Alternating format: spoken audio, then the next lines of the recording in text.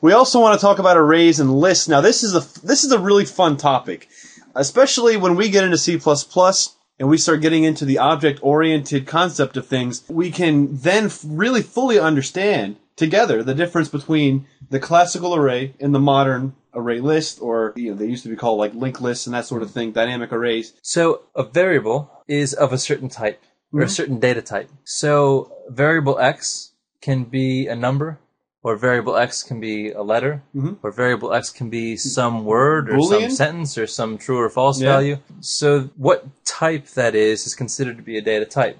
And in a classical array, you have a series or a set of a particular data type.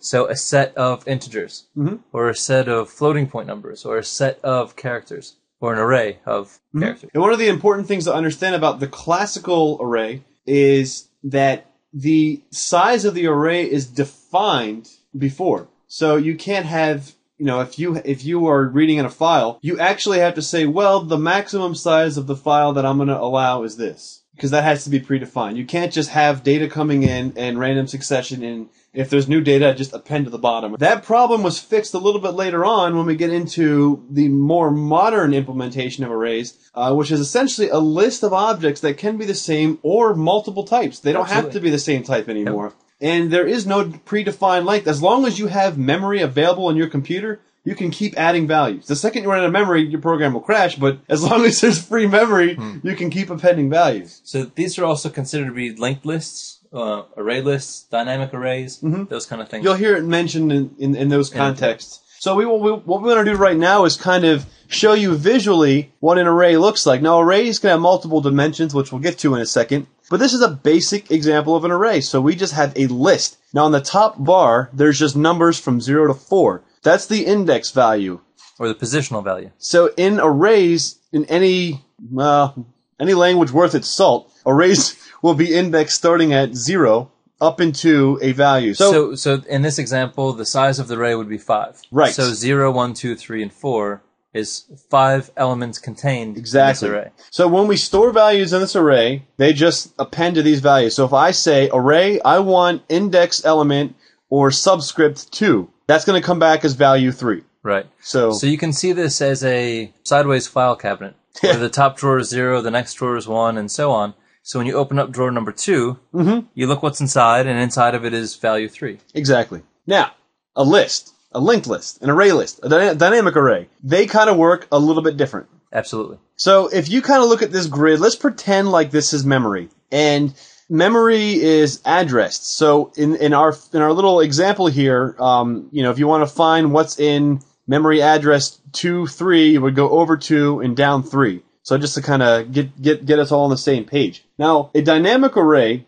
always starts off with a pointer, which we'll get to in a second. But in basic form, a pointer does nothing else but point to a memory space. Right, a particular location in memory. Right, so when we create this dynamic array, we have a starting point that stores the location of the first value. So when I create a value, here I have value number 1 in this example. Number 1, which is the value, is called a node.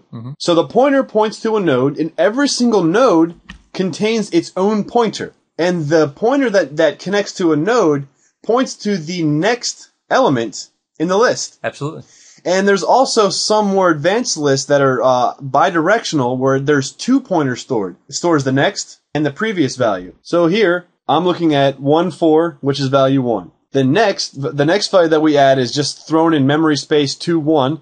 So my pointer points at 2, 1. Then my next memory value points here, and my next memory value points here. Finally, the end of my array ends here, and I have a little black circle here to indicate this is the end of the list. And we kind of alluded to this before, but arrays can have multiple dimensions. So Brian, explain, what is a multi-dimensional array? We're looking at it from math. If you have familiar with math, multi-dimensional array in its most basic form can be seen as a Cartesian product or a multiplication table. Yeah, there you go. So if you remember, the array is a sequence of things. It's a series of things. If every element in that series was another array in itself, then you have a multi-dimensional array. So if you go to element number 3, just to find that it's a 5-element list, you have an array. Another form of multi-dimensional arrays, or a 2-dimensional array, would be a Excel spreadsheet.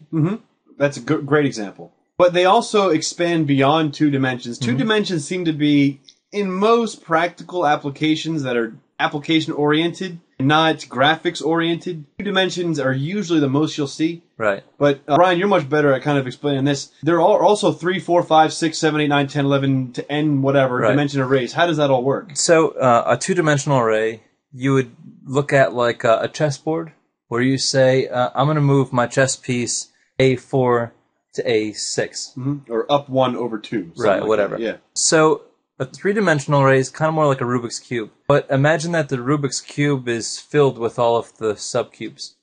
And you can refer to any one of those individual cubes that make up the Rubik's Cube. That would be more like a 3-dimensional array. 4-dimensional arrays become very difficult to represent physically.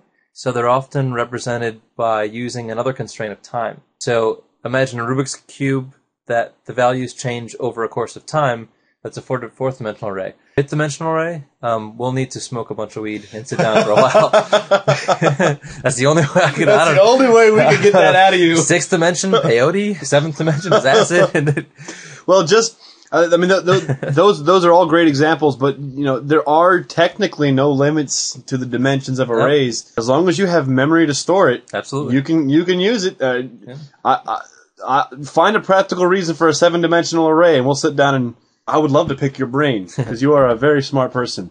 So as Brian said, and this may be overkill at this point, but this is just kind of a basic representation of a 2-dimensional array. This is an addition table, or is it it's multiplication table, where the top line is index 0 through 3, and then the left side is the sub-index 0 through 4. So if you wanted to kind of use this practically and just kind of see how it works, 3 on the upper right-hand corner times 4 on the bottom left-hand corner will equal 12. And that's how this basically... So if you were to store these values in this table, you could use that 2-dimensional array as an addition table. Or as a multiplication table. Instead of using multiplication in your program, you could actually look up a value in this table to get your multiplication. It's probably easier to multiply, but that's the concept.